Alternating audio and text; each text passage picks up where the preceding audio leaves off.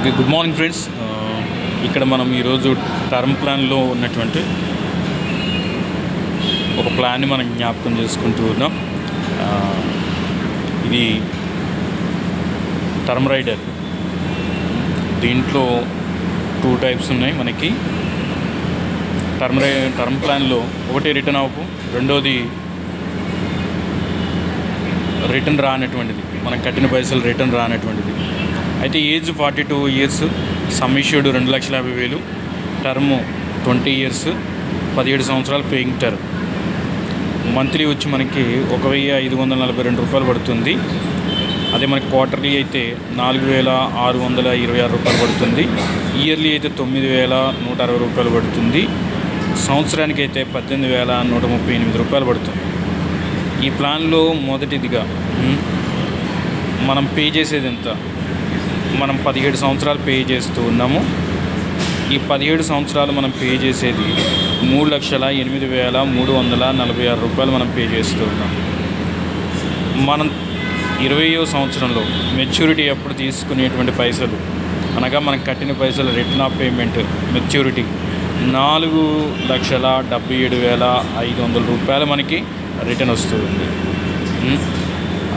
ఒకవేళ term rider ఎలా పనిచేస్తుంది అనేటువంటి విషయాన్ని చూస్తే, ఏజ్ 42లో ఆయన ప్లాన్ ప్రారంభించారు. 5 ఇయర్స్ తర్వాత ఆ పర్సన్కి ప్రమాదం సంభవించింది. నార్మల్ కవరేజ్ జరగడం జరుగుతుంది. మొట్టమొదటిగా ఆయన డెత్ క్లెయిమ్ అప్లై చేసుకోగానే ఇచ్చేది 2,50,000 ఆయన చేతికిస్తారు.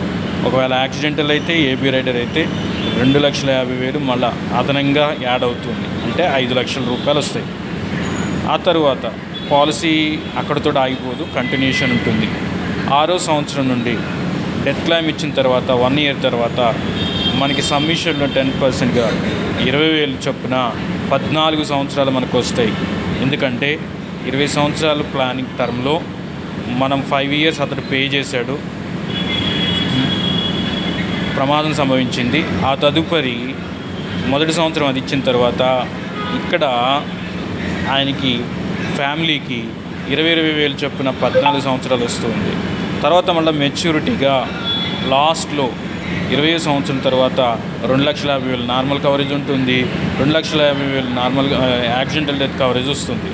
అలా మనం కనుక చూసుకున్నట్లయితే ఈ వ్యక్తికి, సదర్ వ్యక్తికి ఇన్సూరెన్స్ కవరేజ్గా మనం ఇస్తూ ఉన్నటువంటి 2,50,000 ముందు ఒకసారి పొందుకుంటూ ఉన్నాడు, తర్వాత ఒకసారి పొందుకుంటూ ఉన్నాడు, అంటే 5 లక్షలు.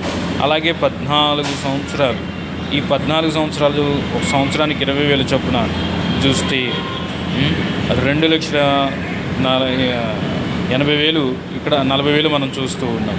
అనగా సుమారుగా ఈ వ్యక్తి